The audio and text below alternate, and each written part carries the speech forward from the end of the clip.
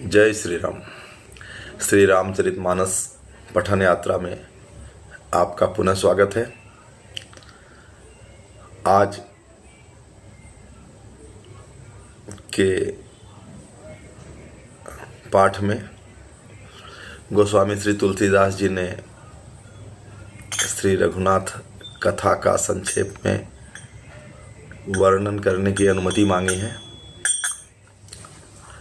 गोस्वामी श्री तुलसीदास जी कहते हैं, अरे जे जन्मे कलिकाल कराला करतब बायस बेस मराला चलत कुपंथ वेद मग छाड़े कपट कलेवर कलिमल भाड़े बंचक भगत कहाई राम के किंकर कंचन कोह काम के तीन मह प्रथम रेख जग मोरी दीन धर्म धज धंधक धोरी जो अपने अवगुण सब कहूँ बाढ़ई कथा पार नहीं लऊ ताते मैं अति अल्प बखाने थोरे महू जानी है सयाने समुझे विविध विधि बिनती मोरी को न कथा सुन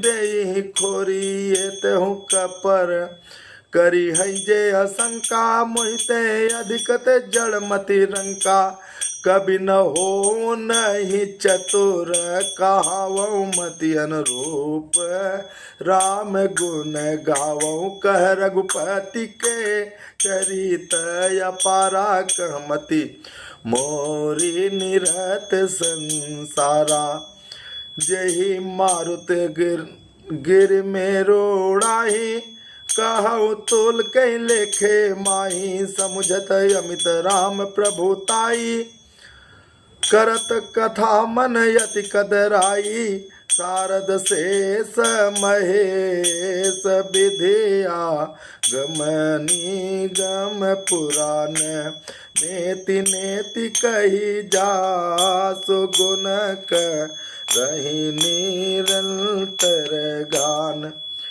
अरे सब जानत प्रभु प्रभुता सोई यद्यपि कहे बिनु राह न कोई जह ताहा बेदस कारण राखा भजन प्रभाव भांति बहु भाखा एक अनी है अनूप एक अनी है रूप अनामा अज सच्चिदानंद पर धामा व्यापक विश्वरूप भगवाना ते धरी देह चरित कृत नाना सो केवल भगतन हित लागे परम कृपाल प्रणत अनुरागे जय जन पर ममता अति छोहो जय करुणा कर कीन्हन को गई बहोर गरीब नवाजो सरल सबल साहिब जुग रघुराजो अरे बुध बर नहीं हरि जस यस जानी करही पुनीत सुफल निज बानी ते बलमय रघुपत गुण गाथा करिहूँ नाय राम पद माथा मुनिन प्रथम हर की रति गाई ते मग चलत सुगम मोहि भाई अति अपार जे सरित बर जौन पसे तु कराही चढ़ पीपिल कहु परम लगो बिन श्रम पार ही जाई।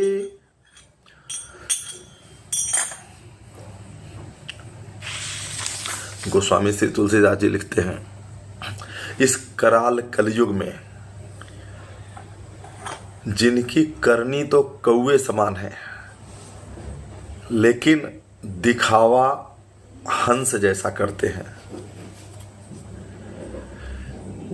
वेद का मार्ग छोड़कर कपट का कलेवर ओढ़ने वाले पापों से भरे हुए हैं।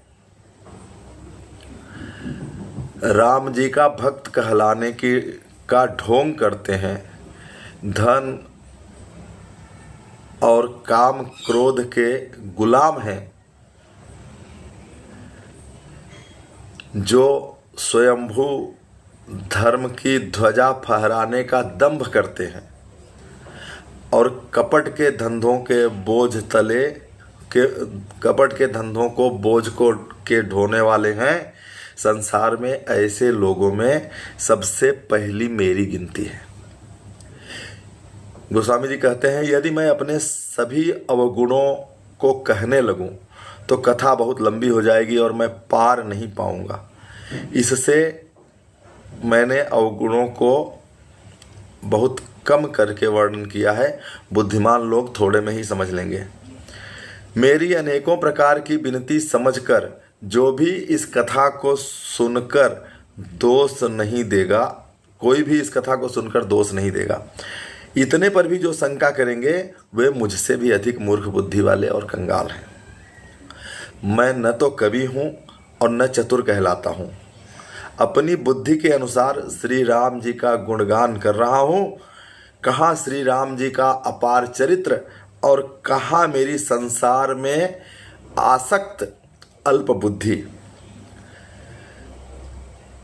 श्री राम जी की कथा उस वेगवान वायु की भांति है जिसके सामने आने पर सुमेरु भी उड़ जाए, और मेरी क्षमता एक रुई के समान है। तो जो इतनी बृहद कथा है उसमें मेरी बुद्धि तो बहुत कम ही है, लेकिन श्री राम जी की प्रभुता अथाह है, असीम है। यह समझकर कथा रचने में मेरा मन हिचकता है। सरस्वती जी, शेष जी, शिव जी, ब्रह्मा जी, शास्त्र, वेद और पुराण ये सब भी नेति नेति कहकर, मतलब कि जिसकी कोई इति नहीं है। श्री राम जी की कथा इतनी बृहद है जिसकी कोई इति नहीं है, तो जिसके सामने, जिस कथा के समुद्र के सामने, जिस बृहद कथा के सामने सरस्वती जी भी बोलें कि इसका कोई पार नहीं है, सदा जिनका गुणगान किया करते हैं। यद्यपि प्रभु श्री रामचंद्र जी की प्रभुता को सब ऐसे अकथनीय ही जानते हैं, तथापि कहे बिना कोई रह नहीं पाता। जितनी क्षमता है उतनी तो कहे कम से कम। ऐसा सोचकर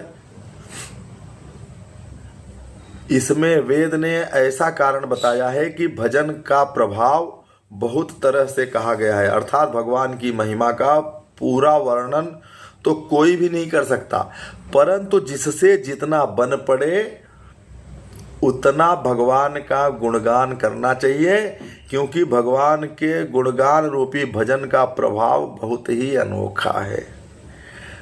उनका नाना प्रकार के शास्त्रों में वर्णन है। थोड़ा सा भी भगवान का भजन मनुष्य को सहज ही भवसागर से तार देता है। जो परमेश्वर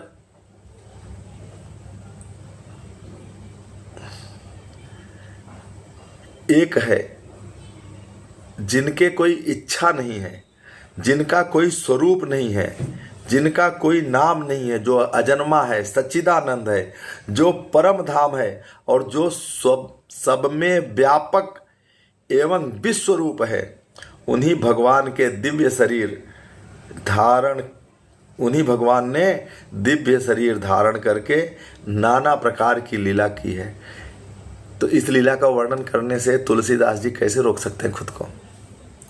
वह लीला केवल भक्तों के हित के लिए ही है, क्योंकि भगवान परम कृपालु हैं और शरणागत के बड़े प्रेमी हैं। जिनके भक्तों पर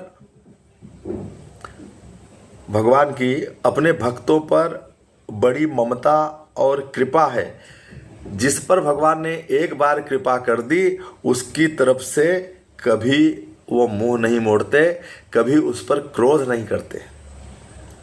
वे प्रभु रघुनाथ जी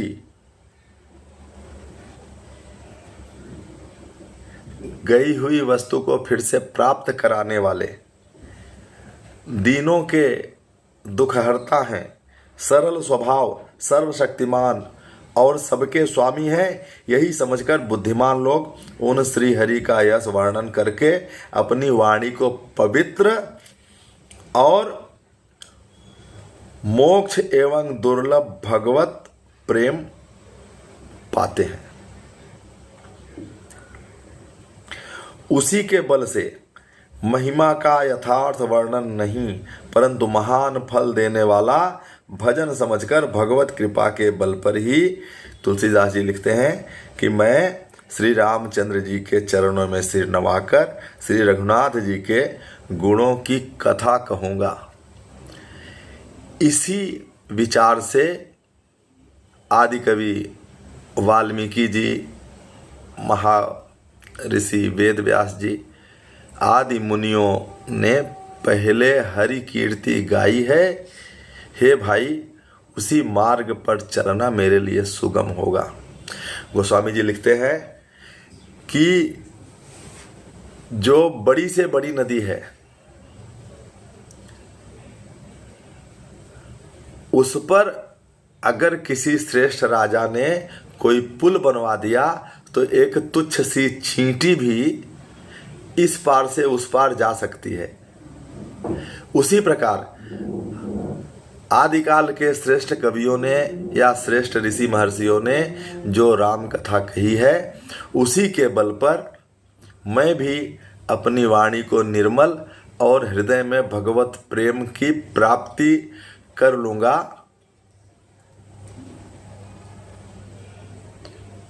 और इसी प्रकार के वर्णन के सहारे मैं भी श्री राम चरित्र का वर्णन सहज ही कर लूँगा। आज के लिए इतना ही, फिर मिलते हैं। जय श्री राम।